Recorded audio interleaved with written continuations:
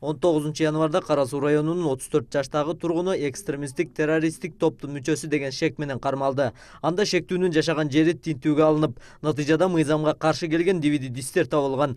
Алынган видеоматериалдар технологиялык экспертизадан өткөрүлүп, экстремисттик маанайдагы маалыматтар бар деп тастыкталган. Кылмыш жаза кодексинин 299-беренеси менен улуттук ырас-салык, диний же аймак аралык кастыкты козутуу негизинде кылмыш иши козголду. Учурда тергөө амалдары жүрүп жатат. Тинтүү иш-чараларын жүргүзүүдө тергөө иштерине тоскоол кылуу фактысы да катталган. Азырда жергиликтүү тургундар дагы чыгып, ушул тергөө иштерине тоскоолдук кылып, конфликттик кырдаалдын пайда кылуу боюнча аракеттер көрүлгөн.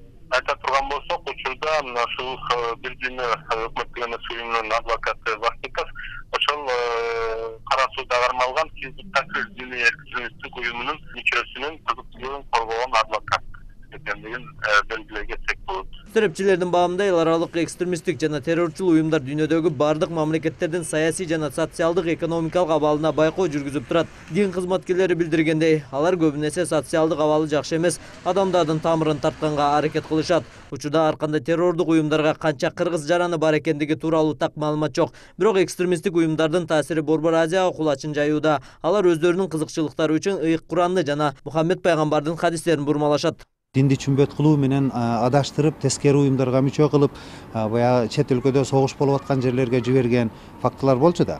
Ушуларга каршы түшүндүрүү иштери өтө активдүү көп жерде жүрдү да. Ошонун натыйжасында мына укук коргоо органдарынын маалыматы боюнча 2016-жылы ошол эле Сирияга кеткен жарандардын саны кескин кыскарган. Ал эми ал жака адашып кеткендер ошол өзүн бушайман жеп, кайра мен Кыргызстанга кетем деп кайрылуулары көп болду да. Кыргызстан светтик өлкө деп аталганы менен калкын басымдуу бөлүгү мусулмандар, андыктан диний багытка жетеленгендер четтен чыгат. Буга карата диний туруктуулукту көзөмөлгө алуу күчөтүлгөн. Учурда жарандар ислам динин терең түшүнүү үчүн медресе же жогорку окуу жайлардан гана билим ала алат. Ал эми мечиттерде Куран жана намаз окууну гана үйрөтөт. Башкасына чектөө киргизилген.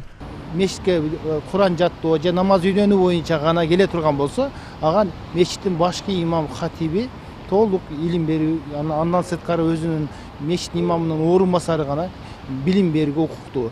Анан сырттан башка бир адам келип, казыяттын көзөмөлүндө жок бир башка адам келип сабак берүүгө эч кандай мүмкүнчүлүк берилген эмес, укук да берилген эмес. Кыргызстан муфтиятынын уставында диний башкармалык исламдын суннит багыты, анын ичинде Ханафи мазхабы боюнча иш алып барат.